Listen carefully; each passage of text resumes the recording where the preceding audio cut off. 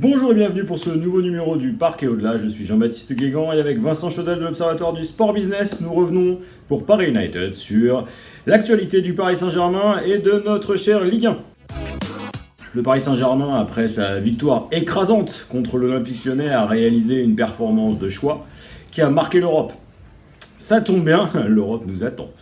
Et le PSG aura fort à faire face au Bayern de Munich. Lui qui, en gagnant contre l'OL, a réussi à s'imposer finalement et retrouver la tête de la Ligue 1, a aujourd'hui 66% de chances d'emporter justement le titre de champion de France. Maintenant, la montagne qui s'avance est autrement plus grande. En Ligue des Champions, le Bayern, c'est l'équipe donc qui nous a battus lors du dernier Final 8 en finale. C'est donc la revanche de l'édition de l'année dernière. Et surtout, c'est un effectif costaud, compliqué, avec aujourd'hui une équipe allemande qui est un véritable rouleau compresseur en Bundesliga.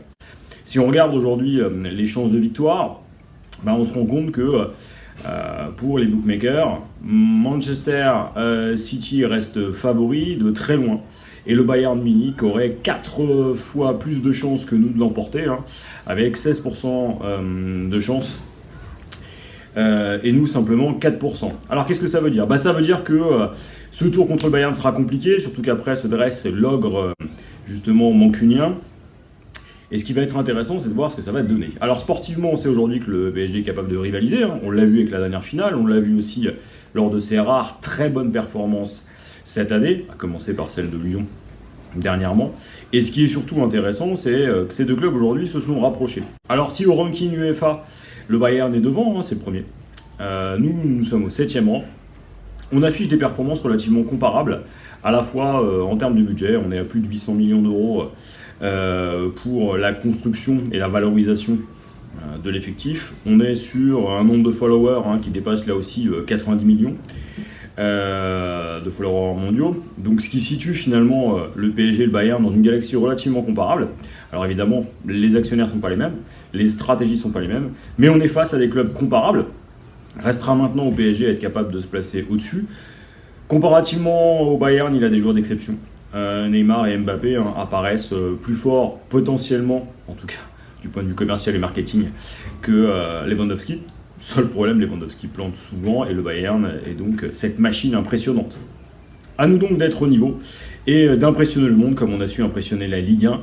L'Europe est devant nous. Pour la conquérir et s'offrir un parcours de champion d'Europe, il va falloir être très fort et c'est ce qu'on nous souhaite.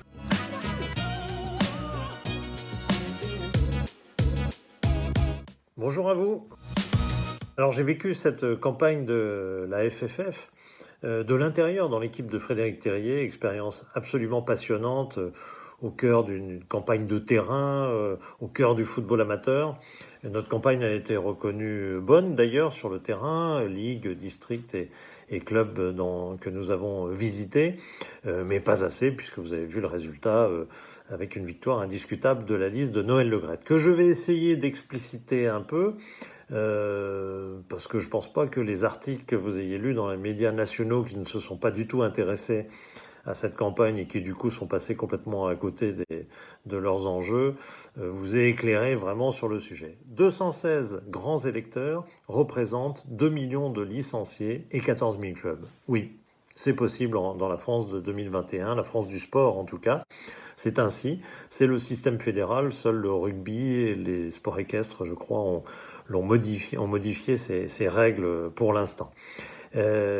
Donc, c'est assez particulier, et notamment parce que les élections de district et de ligue, qui élisent donc des grands électeurs, se déroulent avant l'élection fédérale, et même longtemps avant dans le cas de cette année Covid, puisqu'on a eu des élections à partir de septembre, octobre, novembre, alors que l'élection fédérale, elle, n'était qu'en mars. Ce qui veut dire que quand Frédéric Terrier rentre en campagne 4 à 5 mois avant l'élection, ce qui est beaucoup comparé aux petits mois de campagne officielle du candidat sortant, par exemple, en fait, c'est déjà un peu trop tard.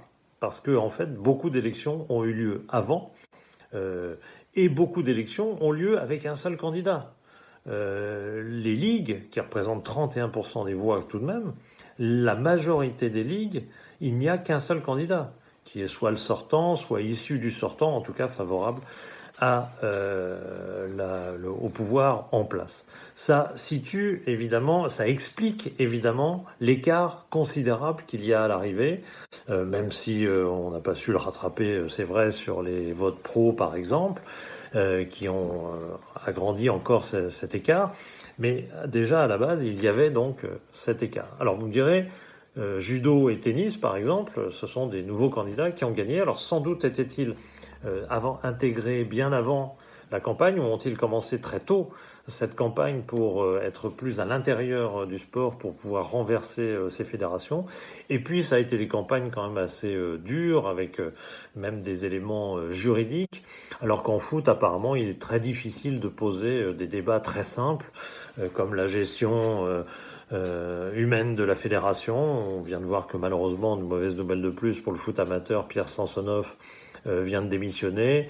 On a vu aussi qu'il n'était pas possible de mettre sur le débat, en débat, le problème du numéro 2 de la liste Le Gret, quand il y a Sanjak qui arrive, quand il y a Brigitte Henriquez, celle qui se présente au CNOSF en parallèle, et qui donc, s'il est élu, démissionnera. Bon, mais malgré tout, on n'a pas pu poser ce genre de problème. Voilà comment ça se passe dans le foot. On espère plus de démocratie à l'avenir, grâce à une loi qui a été déposée, qui est devant le Parlement, une loi de démocratisation qui permettrait d'avoir 50% de vote direct des clubs, amateurs bien sûr, parce que les clubs pro, eux, votent déjà directement. Ce serait évidemment une révolution, mais une révolution de bon sens, et dans le sens d'une plus grande démocratie dans le sport et dans le football en particulier.